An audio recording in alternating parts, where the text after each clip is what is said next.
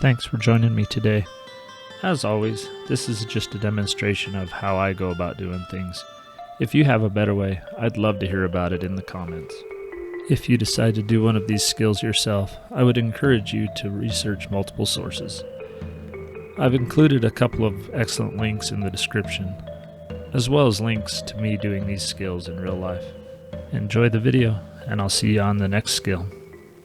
Today's skill is going to be mower maintenance. I use a mower a lot, but I don't use it in a really friendly place. A lot of times I'm mowing stuff with sticks or rocks, stumps. All of those things are really unfriendly to a mower. I could pick them all up or move them, but what I've just chosen to do is mow over them and replace my blade once in a while.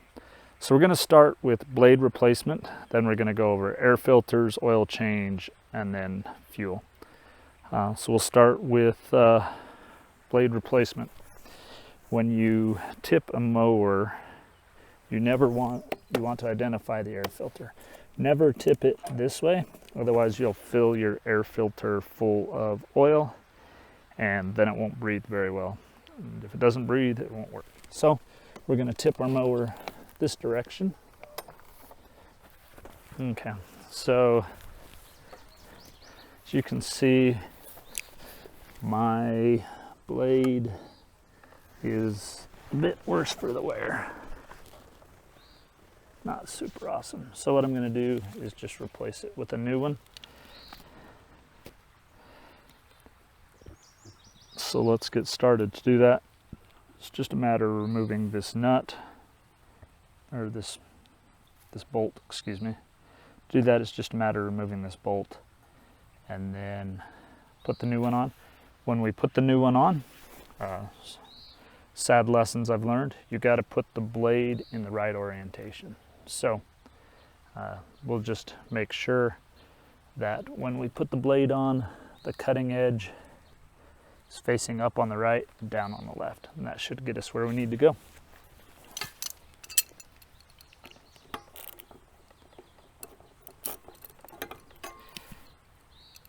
Depending on how tight this is, you may or may not need something here on the back side just to hold the blade into place. Crescent wrench works pretty good for that, assuming yours is big enough, which this one just might not be too. So we'll give it a shot.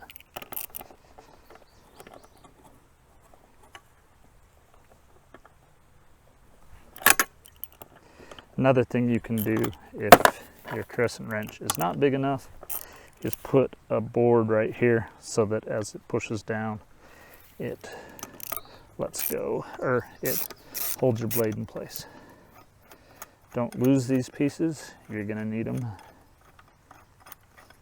It's pretty important that you get lawnmower blades back in place how they need to be. Okay, so that's that. This is a universal because I couldn't remember what the make and model of my mower was when I started. So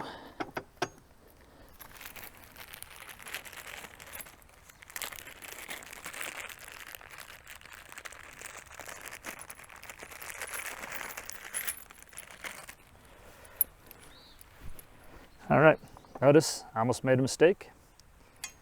You want it this way.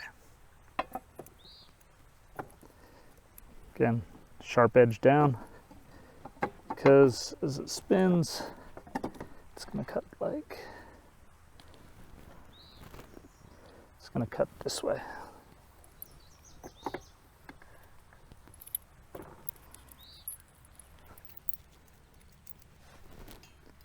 So I don't need any of these shims because that little nubbin in there takes care of everything I need. And then this plate just goes on like that.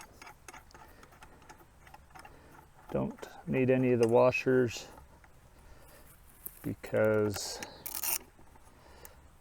everything fits together flush and tight.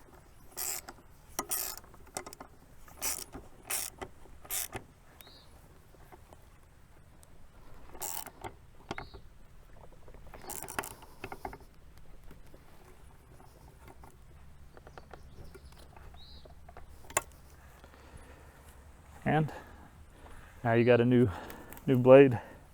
While I'm in here, I like to take and just clear out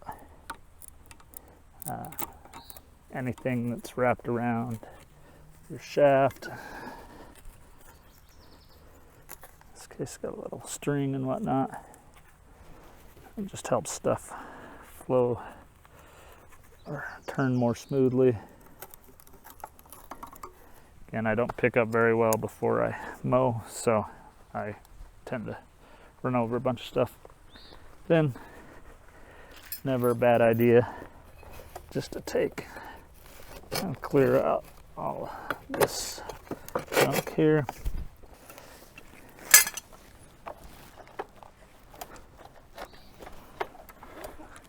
And then just to double check that I have the blade going the right direction, if you just pull on the cord, let's get some of that junk out of there. It won't start because you're not holding down the handle. Pull on the cord and just ensure that it's turning in this direction, which is the direction we need to cut. So we got that done correctly.